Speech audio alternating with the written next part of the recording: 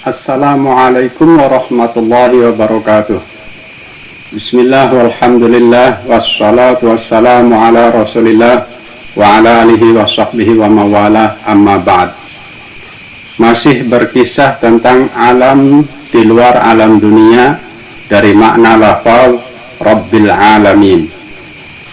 Dalam episode sebelumnya saya telah menyampaikan tentang kisah Raja Iskandar Dzulqarnain dan Nabi Khidir alaihissalam melewati alam gelap sampai di pinggir gunung Qaf dan bertemu dengan malaikat Israfil. Allah subhanahu wa ta'ala berfirman dalam Al-Quranul Karim surat Qaf ayat 1, A'udzu billahi minasyaitonir rajim, Qaf wal Qur'anil Majid. Qaf merupakan nama gunung di belakang alam gelap. Gunung-gunungnya sangat besar dan terbuat dari yakut hijau melingkari bumi dunia. Dan di belakang gunung Qaf terdapat 40 lapis alam yang berbeda dari alam dunia. Dan setiap alam terdapat 400.000 pintu. Dan setiap pintu seluas 400.000 kali alam dunia manusia. Tidak ada gelap di alam tersebut. Semuanya cahaya dan tanahnya adalah emas, dan terdapat pembatas-pembatas dari cahaya. Penduduknya adalah para malaikat yang selalu berzikir La ilaha illallah Muhammadur Rasulullah dari semenjak diciptakan sampai hari kiamat. Mereka tidak tahu Nabi Adam, tidak tahu iblis, dan tidak tahu Jahannam. Dikutip dari Qasasul Anbiya halaman 314, Majelis Kisah Balukiyah. Ketika Anda percaya bahwa dunia ini bulat seperti bola, maka Anda akan sulit menerima kisah-kisah ini. Selanjutnya cerita alam ghaib yang dikutip dari tafsir surah Yasin. A'udzu billahi minasyaitonir rajim. Subhanalladzi khalaqal azwaja kullaha mimma tunbitul ardu wa min anfusihim wa mimma la ya'lamun. Shadaqallahul azim. Maha suci Allah yang menciptakan segala sesuatu dengan berpasang-pasangan, baik dari tumbuh-tumbuhan, dari diri kalian, juga dari apa yang tidak kalian ketahui. Dan sebagian dari apa yang tidak diketahui oleh manusia adalah apa yang ada di belakang gunung Qaf.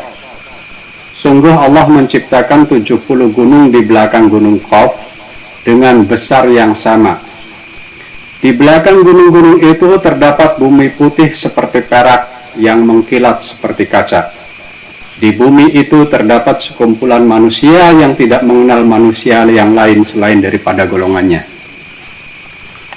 Nabi Muhammad SAW bersabda, pada malam Mi'raj, aku melihat sebuah kota di belakang gunung Qaf, kota yang dipenuhi dengan Bani Adam. Aku mendatangi kota itu. Ketika mereka melihatku, mereka berkata, segala puji bagi Allah yang telah memperlihatkan rupamu kepada kami, wahai Nabi Muhammad. Mereka semua beriman kepadaku. Lalu aku mengajarkan kepada mereka hukum-hukum syariat.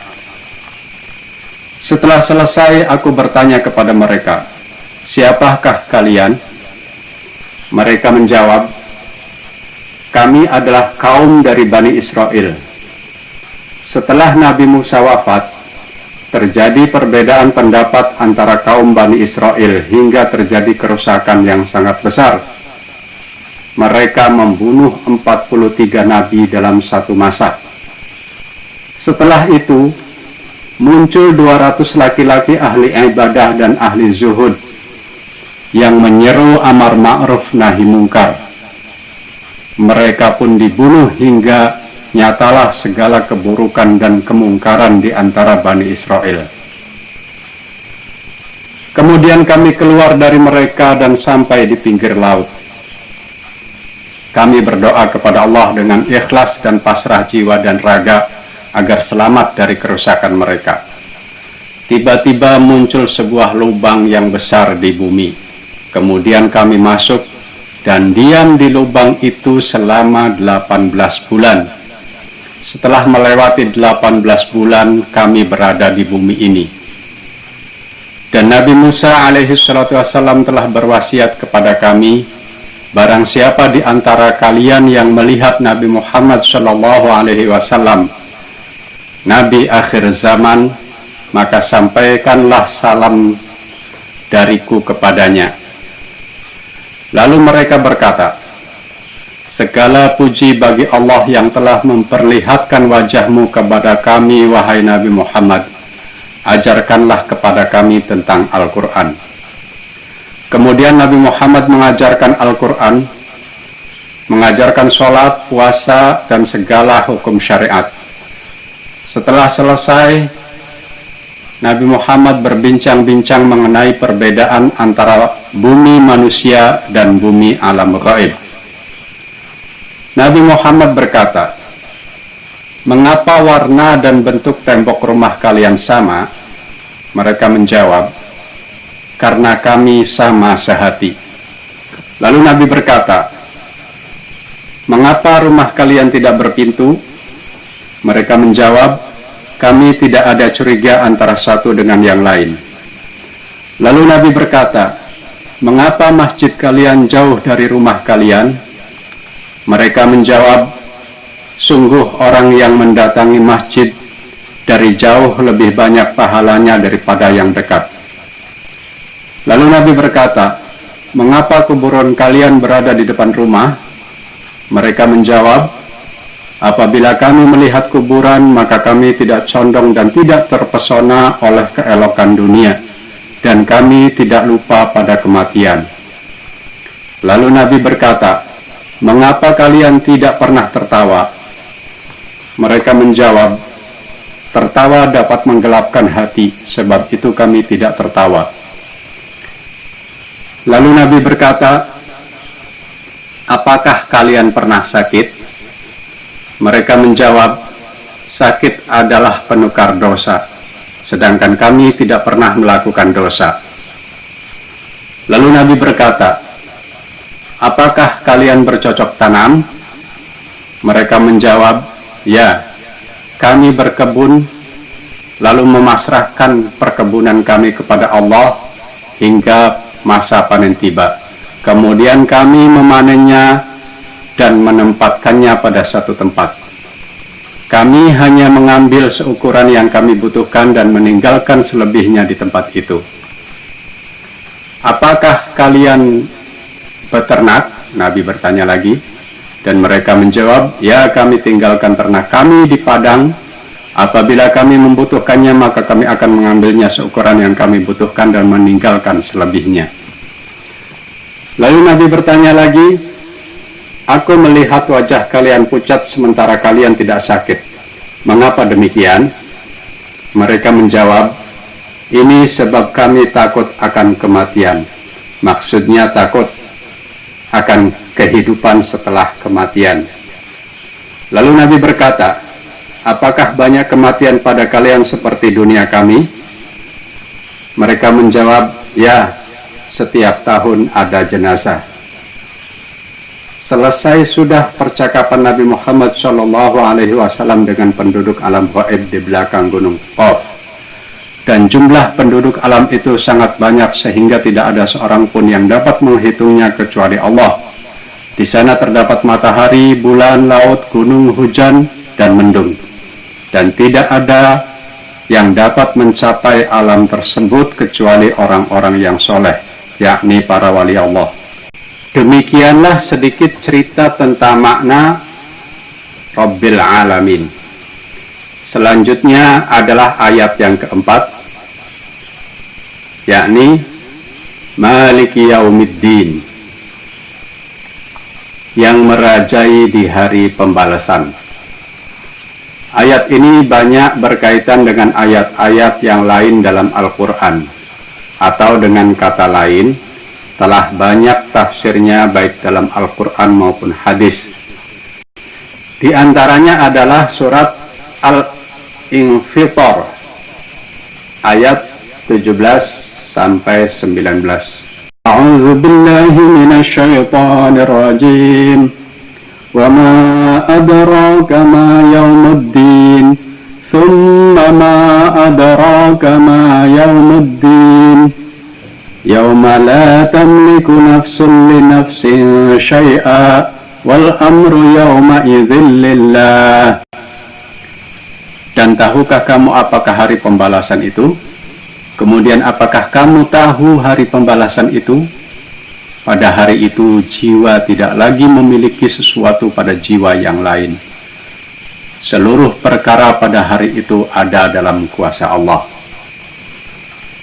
Dan surah Al-Hajj ayat 56. A'udzu billahi minasyaitonir rajim. Wal mulku yawma idzin lillahi yahkumu bainahum. Falladzina amanu wa 'amilus salihati fi jannatin na'im. Shadaqallahul azim. Kekuasaan pada hari itu milik Allah, menghukumi di antara mereka. Maka bagi orang-orang yang beriman dan beramal soleh ditempatkan di surga penuh nikmat. Lafaz ad-din memiliki dua makna. Pertama, hari pembalasan, dan yang kedua adalah agama. Dari dua makna ini sesungguhnya berkaitan karena makna agama adalah tuntunan hidup menuju akhirat.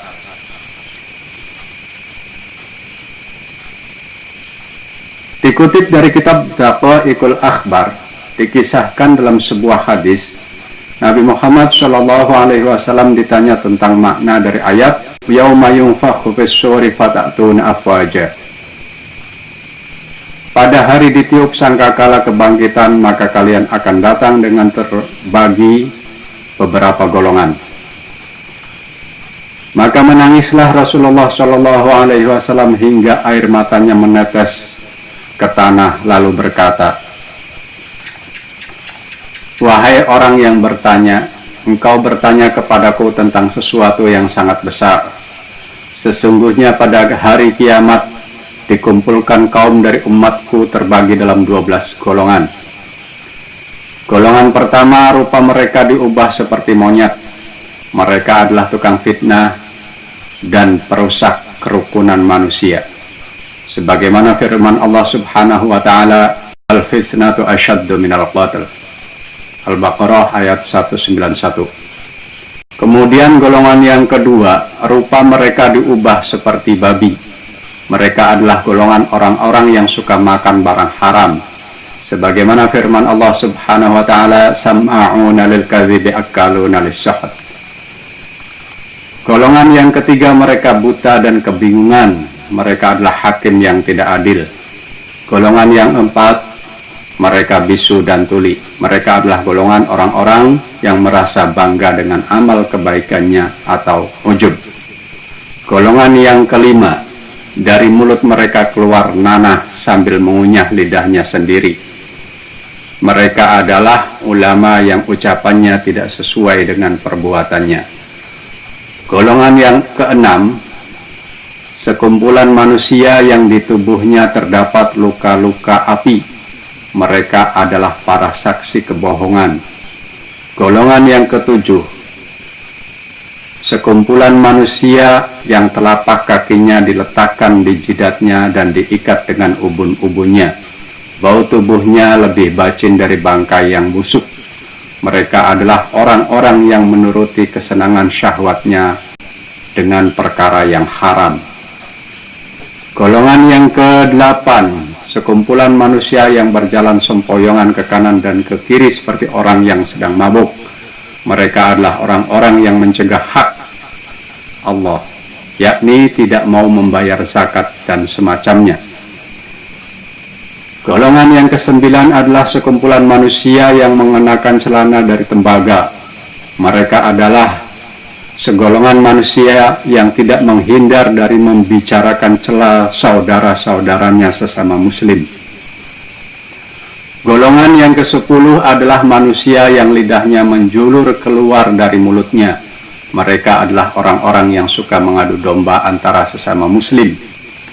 Golongan yang ke-11, sekumpulan manusia dalam keadaan mabuk. Mereka adalah orang-orang yang membicarakan masalah dunia di masjid.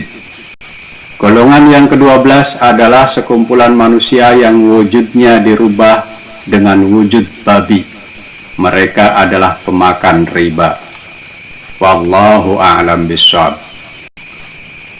Inti daripada makna ayat keempat dari surah Al-Fatihah adalah di akhirat nanti Allah akan mengadili setiap perbuatan manusia di dunia dengan seadil-adilnya. Selanjutnya ayat kelima sampai ayat ketujuh akan diterangkan pada episode yang ketiga dari tafsir surah Al-Fatihah. Wallahu a'lam bishawab. Wassalamualaikum warahmatullahi wabarakatuh.